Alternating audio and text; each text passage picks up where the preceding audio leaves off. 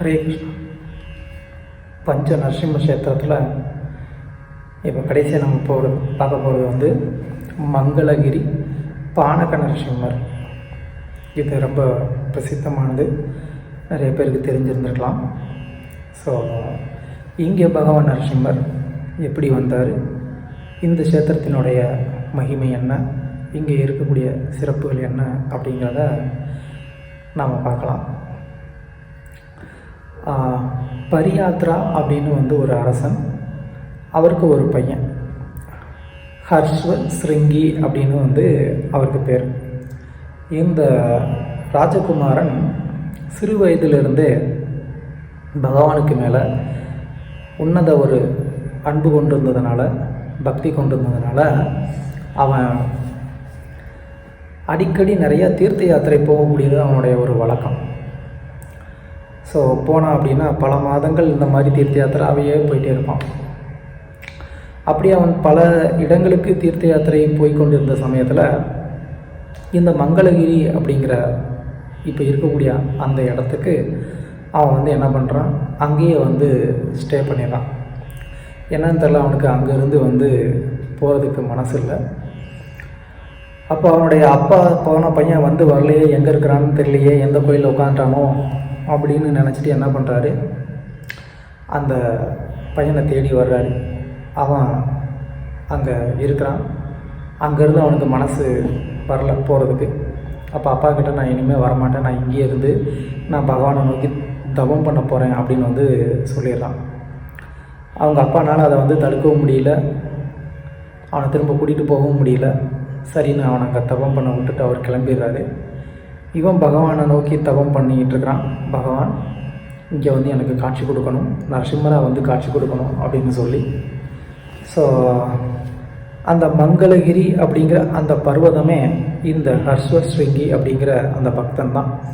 ஒரு மலையினுடைய ஒரு ரூபத்தை எடுத்து அவன் வந்து என்ன பண்ணுறான், அங்கே வந்து தவம் பண்ணிக்கிட்டு இருக்கான், பகவானுடைய வருகைக்காக காத்துக்கிட்டு இருக்கான். அப்போது ஒரு சமயத்தில் நமுச்சி அப்படிங்கிற ஒரு அசுரன் வந்து என்ன பண்ணுறான், பிரம்மா கிட்ட வரம் வாங்கி, எப்படி இரண்யகசிபு வந்து வரம் வாங்கினானோ அதே மாதிரியே இவனும் வந்து வரம் வாங்கி தேவர்களுக்கு வந்து தொந்தரவு கொடுத்துட்ருக்கான். அப்போ தேவர்கள் எல்லாரும் வந்து இந்த தொந்தரவுலேருந்து நம்ம எப்படி தப்பிக்கிறது அப்படின்னு சொல்லி அவங்க யோசித்துக்கிட்டு இருக்கும்போது பகவான்கிட்ட வந்து முறையிடுறாங்க. அப்போ பகவான் வந்து என்ன பண்ணுறாரு, இந்த நமுச்சிங்கிற இந்த அரக்கனையும் வந்து வதம் பண்ணுறதுக்காக நரசிங்க ரூபத்தை எடுத்தார் அப்படின்னு வந்து சொல்லப்படுது.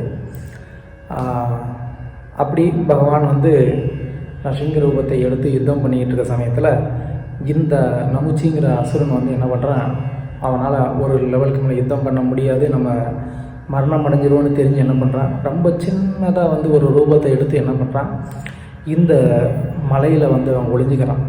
ஸோ பகவான் அவனை தேடி வந்து என்ன பண்ணுறாரு, அந்த இடத்துல தன்னுடைய சுதர்சனத்தால் வந்து என்ன பண்ணுறாரு, அவனை வந்து வதம் பண்ணுறாரு. ஸோ அதனால் இங்கே இருக்கக்கூடிய இந்த நரசிம்மருக்கு வந்து சுதர்சன நரசிம்மர் அப்படின்னு கூட வந்து ஒரு பேர் இருக்குது. அந்த அசுரனை வந்து வதம் பண்ணதுக்கப்புறமா பகவான் பயங்கரமான ஒரு உக்கிரத்தில் வந்து இருக்கிறாரு. அவருடைய உக்கிரத்தை வந்து தணிப்பதற்காக தேவர்கள் வந்து என்ன பண்ணுறாங்க, பகவானுக்கு வந்து அமிர்தத்தை வந்து கொடுக்குறாங்க. ஸோ பகவான் வந்து என்ன பண்ணுறாரு, அமிர்தத்தை வந்து குடித்து தன்னுடைய கோபத்தை வந்து குறைச்சிக்கிறார். அதுக்கப்புறமா பாதி அமிர்தத்தை அவங்களுக்கு வந்துட்டு பிரசாதமாகவும் கொடுக்குறார். அப்போது பகவானே வந்து ஒரு வரம் எல்லாருக்குமே வந்து கொடுக்குறாரு. இப்போத்திலிருந்து யாரெல்லாம் இங்கே வந்து என்னை சேவிக்கணும்னு வர்றாங்களோ அவங்க எல்லாம் இந்த மாதிரி எனக்காக குடிக்கிறதுக்கு அமிர்தத்தை கொடுத்தாங்க அப்படின்னா அவங்களுக்கு நான் என்ன பண்ணுறேன், என்னுடைய பிரசாதமாக நான் பாதி அவங்களுக்கு நான் கொடுக்குறேன் அப்படின்னு வந்து பகவான் வந்து சொல்கிறார். அப்போ தேவர்கள்லாம் ஆச்சரியமாக பார்க்குறாங்க, எப்படி அமிர்தம் வந்து தேவர்கள்கிட்ட தானே இருக்கும், எல்லாருனாலையும் எப்படி வந்து கொடுக்க முடியும், அதுவும் மனிதர்களால் வந்து எப்படி கொடுக்க முடியும் அப்படின்னு நான் பகவான்கிட்ட கேட்கும்போது அப்போ பகவான் வந்து சொல்கிறாரு, இது சத்தியயுகம், தேவர்கள் உங்களால் வந்து அமிர்தம் எனக்கு வந்து கொடுக்க முடிஞ்சது. இனிமேல் நான் இப்போ இங்கே வந்து பூலோகத்தில் இருக்க போகிறேன். ஸோ இந்த பூலோகத்து மக்கள் வந்து என்ன பண்ணலாம், திரேதா யுகத்தில் வந்து எனக்கு நெய்யை வந்து கொடுக்கலாம். அப்புறமா வந்து துவாபர யுகத்தில் எனக்கு வந்து பால் கொடுக்கலாம். அப்புறமா கலியுகத்தில் பானகம் வந்து எனக்கு கொடுக்கலாம் அப்படின்னு சொல்லி நரசிம்மர் வந்து என்ன பண்ணுறாரு, அந்த ஒரு ஆப்ஷனை வந்து கொடுக்குறாரு. ஸோ ஒவ்வொரு யுகத்துலேயும் ஒரு ஸ்டாண்டர்ட். கலியுகத்தில் நம்மளால் வந்து இதெல்லாம் கொடுக்க முடியாது அப்படிங்கிறதுனால பகவான் வந்து என்ன பண்ணுறாரு, ரொம்ப எளிமையான இந்த ஒரு நெய்வேத்தியத்தை பகவான் ஏற்றுக்கிட்டு என்ன பண்ணுறாரு, நமக்கு அவருடைய கருணையை திரும்ப வந்து கொடுக்குறார். ஸோ இந்த விதத்தில் நரசிம்மர் அந்த இடத்துல வந்து தேவர்களுக்காக அந்த அசுரனையும் வதம் பண்ணிவிட்டு அந்த அரசகுமாரனுக்கு அங்கே வந்து காட்சி கொடுத்து அவனுக்கும் வந்து முக்தியையும் கொடுக்குறார். ஸோ இங்கேயும் தாயார் வந்து ராஜ்யலக்ஷ்மி அவங்களுடைய சன்னதி தனியாக இருக்கும், நரசிம்மருடைய சன்னதி தனியாக இருக்கும். இங்கே இருக்கக்கூடிய நரசிம்மரும் அவர் வந்து ஒரு சின்ன விக்கிரகம் தான், ஆனாலும் ரொம்ப பவர்ஃபுல்லானவர். அவருடைய வாயில் இந்த பானகத்தை ஊற்றுறதை நம்மளே நேரடியாக பார்க்க முடியும். பகவான் நரசிம்மர் குடிக்கிற சத்தத்தை கூட நம்மளால் வந்து கேட்க முடியும்.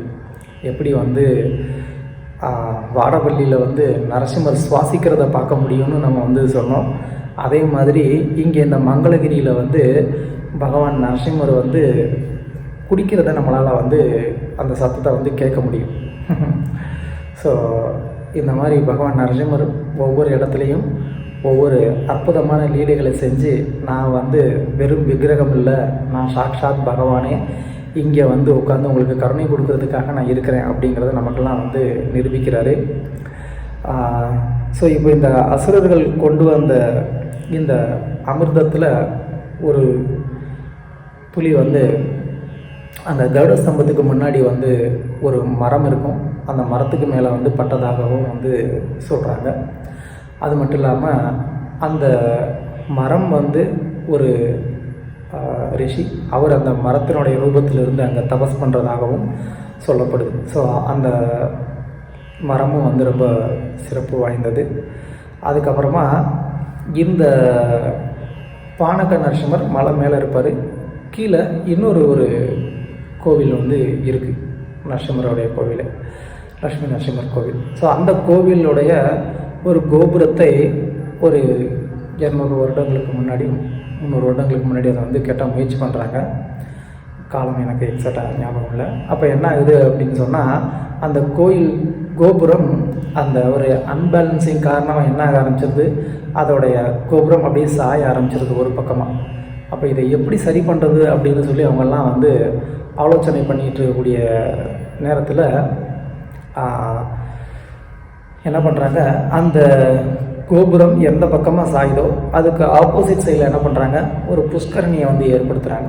ஸோ ஒரு புஷ்கரணியை ஏற்படுத்தினோடனே என்ன ஆகுது, அந்த கோபுரம் திரும்ப வந்து ஒரு மேக்சிமம் அது வந்து ஸ்ட்ரெயிட்டாக ஆயிடுது. ஸோ இந்த விதத்தில் அந்த கோபுரம் இப்போவும் இருக்குது, அதை நம்ம வந்து பார்க்கலாம். அது மட்டும் இல்லாமல் தமிழ்நாட்டில் இருந்து அரசர்கள் அவங்களும் வந்து இந்த கோவிலுக்கு வந்து நிறையா கைங்கரியம் பண்ணியிருக்கிறாங்க. ஒரு அரசர் இந்த நரசிம்மருக்கு வந்து ஒரு வாள் வந்து ப்ரெசன்ட் பண்ணியிருக்கிறாரு. அது கீழே இருக்கக்கூடிய அந்த நரசிம்மருடைய சன்னதியில் நம்மளால் வந்து பார்க்க முடியும். அது மட்டும் இல்லாமல் தேவர்கள் எப்போதும் வந்து இங்கே இந்த நரசிம்மரை வந்து வழிபாடு பண்ணுறாங்க அப்படிங்கிறது வந்து சொல்லப்படுது.